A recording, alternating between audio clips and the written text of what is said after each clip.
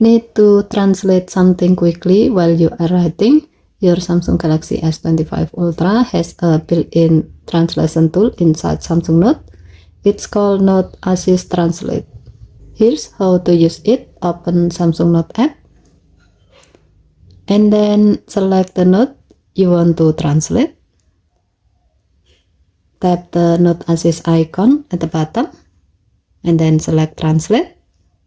If needed, you can adjust the selected text.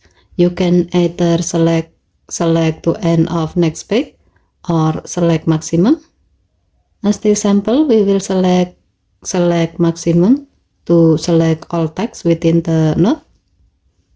After that, tap generate translation button to start translating. Now you will see the result in the last language you use. If you want to change it, just tap the target language, choose a new one, and then tap translate to retranslate. Once you are happy with the result, you have three options: copy to save it to the clipboard, replace to override the original, or add to if you want to send it to a new page or new note.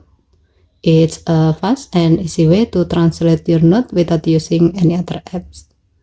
Okay, thank you for watching. Please help to like and subscribe. Have a nice day.